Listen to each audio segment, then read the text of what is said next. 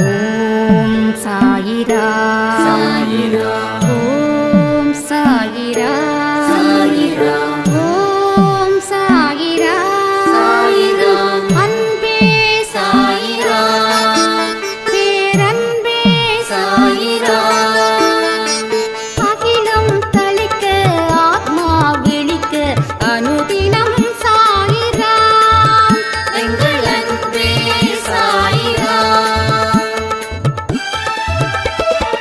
ஒன்றே இறைவன் ஒன்றே பூமிக்கென்றும் சாயிரா சரணம் சாயிரா நன்றே செய்து வாழ்வோம் நாம் ஒன்றே செய்து வாழ்வோம் அன்பே சாயிரா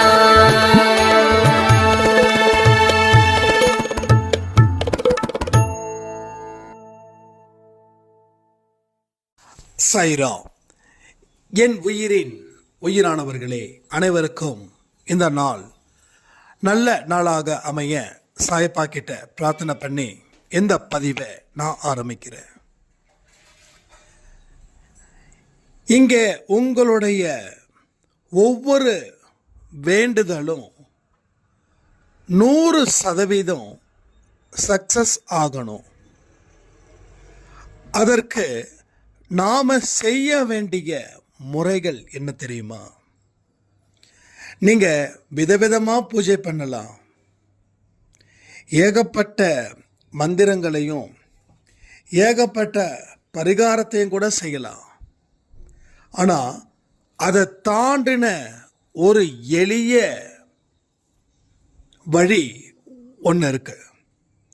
அதற்கு நீங்க செலவு பண்ண வேண்டிய அவசியமே இல்லை. கடவுள் என்னைக்குமே எளிமையானவராக தான் இருக்கிறாரு, அன்பானவராக இருக்காரு. கடவுள் எளிமையும் அன்பும் கொண்டவர் தான் கடவுள். கடவுளுடைய டெஃபினேஷன், கடவுளுடைய அர்த்தம் நான் அப்படி தான் பார்க்குறேன். எளிமை ப்ளஸ் அன்பு ஈக்குவல் டு கடவுள். அப்போ அதே எளிமையோட அதே அன்போட நாம அவரை தேடணும் அப்படின்னா அவர் கிடைப்பாரா கிடைக்க மாட்டாரா? அப்போ அந்த வகையில நீங்க அவரை தேடுங்க, எளிமையோட இருங்க. அவர் செய்யக்கூடிய பூஜை முறைகள் கூட ரொம்ப எளிமையா இருக்கட்டும். ₹1 செலவு இல்லாமல் எவன் ஒருவன் பூஜிக்கிறானோ அவன் முன்னாடி கண்டிப்பா சாய்ப்பா வந்து நிற்பார். உலகப் பொருட்களை தாண்டி உள்ளுக்குள்ள இருக்கக்கூடிய நம்பிக்கையின் அடிப்படையில் நீங்கள் அவரை வணங்க ஆரம்பிச்சிட்டீங்க அப்படின்னா உங்கள் வாழ்க்கையில் நிச்சயமாக 100க்கு 100 உங்களோட பிரார்த்தனைகள் அத்தனையுமே நிறைவேறும். அப்போது நாம் எளிமையாக பூஜை செய்கிறோம், கடவுள்கிட்ட அன்பாக இருக்கும், ஆனாலும் எனக்கு எதுவும் நடக்கலை அப்படின்னா உங்களோட நம்பிக்கையில் கொஞ்சம் பிரச்சனையாக இருக்குதுன்னு அர்த்தம். அந்த ப்ராப்ளத்தை மட்டும் சரி பண்ணுங்க. ஒரு வண்டி இருக்குது அப்படின்னா அந்த வண்டி ரிப்பேர் ஆகிடுச்சுன்னா அந்த வண்டியை நம்ம தூக்கி போடுறது இல்லை.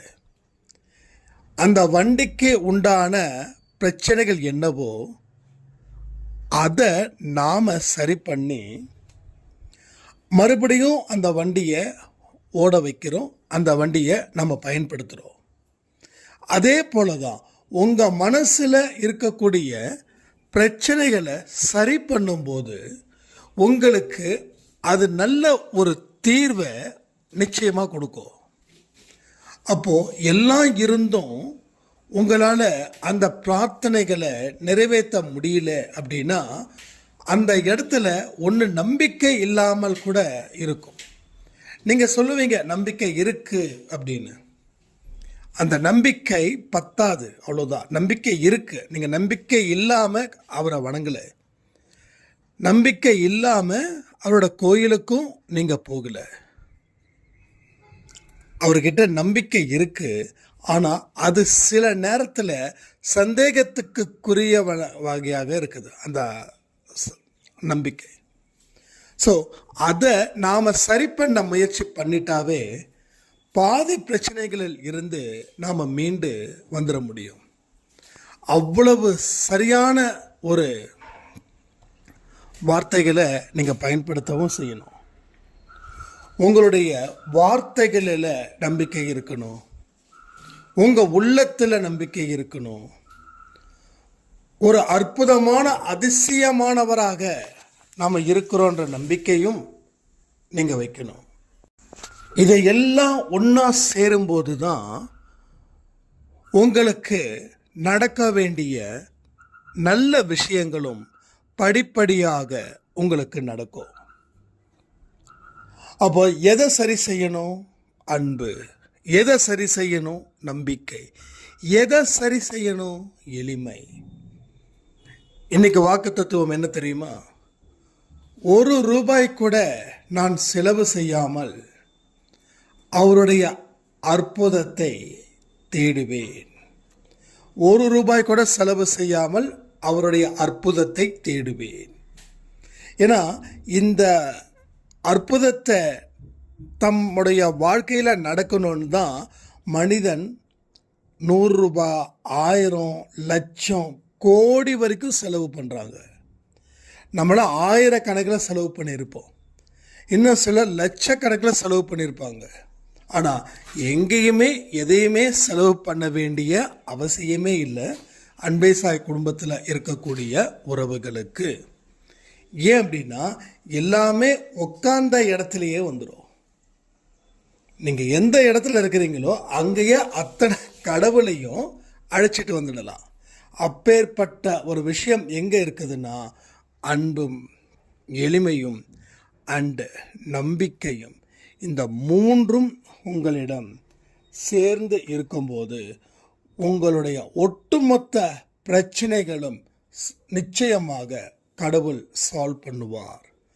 ஸோ அப்படிப்பட்ட ஒரு வாய்ப்பை தான் நம்ம கடவுள் நமக்கு வழங்கியிருக்கிறார். அதில் எந்த மாற்றமும் இல்லை. ஸோ நீங்கள் செய்ய வேண்டிய வழிமுறைகளை சரியான முறையில் செய்து முடிச்சிடுங்க. நீங்கள் அப்படி செய்து முடிச்சிட்டாவே உங்களுடைய பிரச்சனைகளில் இருந்து மீண்டு வந்து இந்த உலகத்தில் நீங்கள் சந்தோஷமான மனிதராக வாழ முடியும். யாருப்பா சந்தோஷமாக இருக்காங்க இந்த உலகத்தில் அப்படின்னா நீங்கள் கை தூக்கக்கூடிய ஒரு மனநிலையில் நீங்கள் இருப்பீங்க.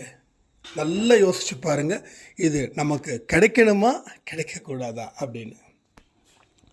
ஸோ இந்த வாய்ப்புகளை தயவு செய்து பயன்படுத்துங்க.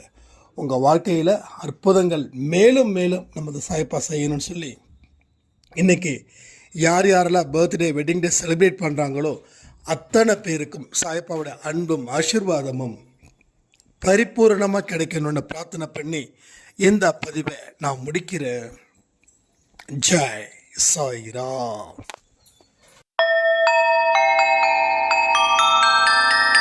ஓம் சாயிரா சாயிரா ஓம் சாயிரா சாயிரா